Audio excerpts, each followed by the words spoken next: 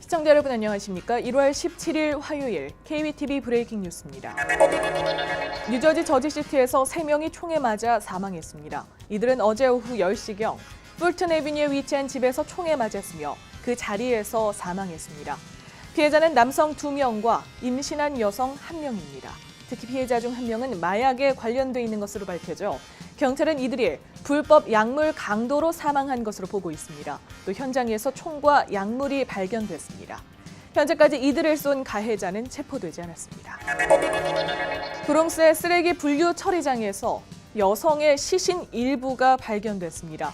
이 시설은 브롱스 헌츠 포인트에 위치한 곳으로 이곳에서 어젯밤 한 여성의 몸통과 다리가 발견됐습니다.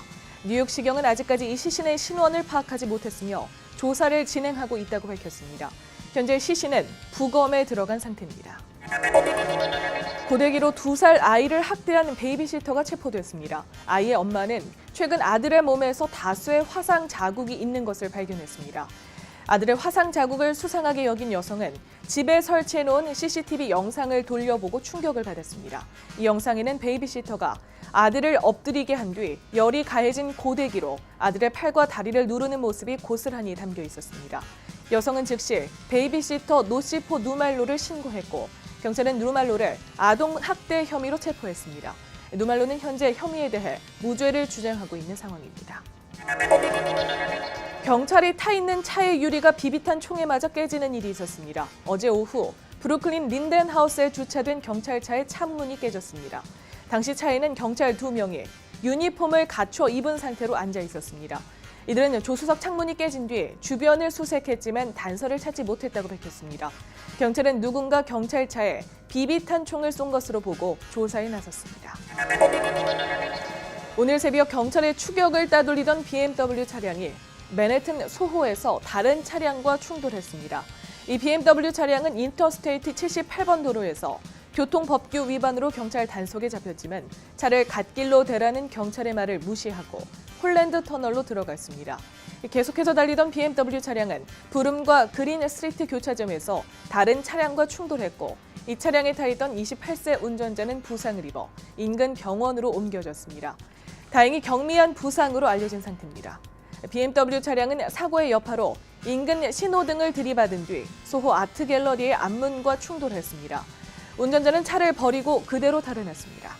경찰 조사 결과 이 BMW는 뉴저지주 롱힐 타운십에서 도난당한 것으로 신고된 차량인 것으로 드러났습니다. 현재 경찰은 운전자를 추적 중에 있습니다. 어제 아침 뉴저지 트랜짓 버스와 등굣길에 오른 스쿨버스가 추돌하는 사고가 있었습니다. 경찰은 이날 오전 9시쯤 뉴저지 루트 18 남쪽 방면으로 향하던 스쿨버스가 뉴저지 트랜짓 버스와 추돌했다고 밝혔습니다. 스쿨버스가 차선 변경을 하다 오른쪽 차선에 서 있던 뉴저지 트랜짓 버스의 뒤를 들이받았습니다. 이날 스쿨버스에 탑승해 있던 15명의 아이들이 진단을 위해 병원으로 후송됐습니다. 이 중 다리가 골절된 4살 아이를 포함해 몇 명의 아이들은 경상 또는 중상을 입은 것으로 알려졌습니다. 뉴저지 트랜짓 버스에 탑승해 있던 일부 승객들 역시 병원으로 후송됐습니다. 경찰에 따르면 스쿨버스는 이스트 브런지 윅의 몬테소리 스쿨로 등교하던 길에 사고를 당했습니다. 멕시코의 캔쿤에서 총기 난사 사건이 발생해 5명이 사망하고 15명이 다쳤습니다.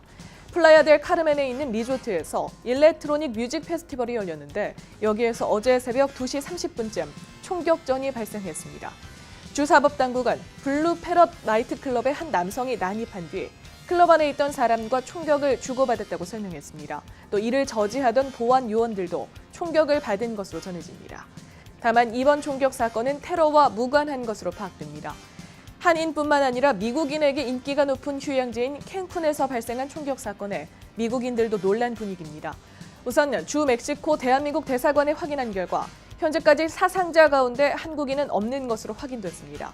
사망한 피해자는 캐나다인이 2명, 이탈리아인이 1명, 그리고 콜롬비아인이 1명인 것으로 파악됩니다. 다른 1명의 신원은 아직 파악되지 않았습니다. 사망 사고에 휘말려 해고된 뉴욕 지하철의 기관사가 회사를 상대로 소송을 제기했습니다. MTA 측은 기관사가 사고 뒤 가진 휴직이 길어졌다는 이유로 해고를 통보했는데 이번에 기관사가 복직을 허가해달라고 신청한 겁니다.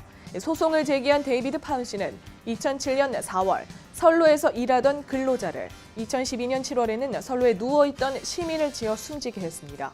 데이비드 파운 씨는 2차례의 사고 뒤 외상 후 스트레스 장애로 휴식을 가졌고 MTA 측이 휴직이 길다며 이번에 해고를 통보한 겁니다. 2차례의 사고 모두 파운 씨의 책임은 없는 것으로 전해졌습니다. MTA는 이번 일과 관련해 아무런 입장도 내놓고 있지 않습니다. 한편 뉴욕 지하철에서 사망 사고와 관련된 기관사는 142명에 달하는 것으로 알려져 선로에 누군가 떨어졌을 때 기관사가 알 수 있는 방법을 마련해야 한다는 목소리가 커지고 있습니다. 북부 뉴저지와 중부 뉴저지에 독감 환자가 급증하고 있습니다. 가든스테이트 보건 통계학에 따르면 독감 사례가 증가하고 있습니다. 이 통계에 따르면 최근 발생한 많은 독감 사례를 제외하고도 작년 10월 7일부터 올해 1월 7일까지 뉴저지 전역에 1,507건의 독감 사례가 보고됐습니다. 이는 뉴저지 전역에서 2015년과 2016년 동기간 접수된 독감 사례가 162건이었던 것을 비교하면 이번 겨울 독감 환자가 큰 폭으로 급증한 겁니다. 특히 한인이 많이 거주하는 뉴저지주 버겐 카운티는 3달 사이에 353건의 독감 사례가 접수돼 지난 2년간 보고된 독감 사례가 총 28건이었던 것에 비해 독감 환자가 가장 많이 급증한 카운티 중 하나로 꼽혔습니다. 뉴저지 보건당국은 오는 5월까지도 독감 사례가 보고될 수 있다고 우려했습니다. 따라서 지금이라도 독감 백신 주사를 반드시 맞을 것을 권고하고 나섰습니다. 오는 금요일 도널드 트럼프 대통령 당선인의 취임식을 앞두고 뉴욕 소재 시위대가 시위 준비에 박차를 가하고 있습니다.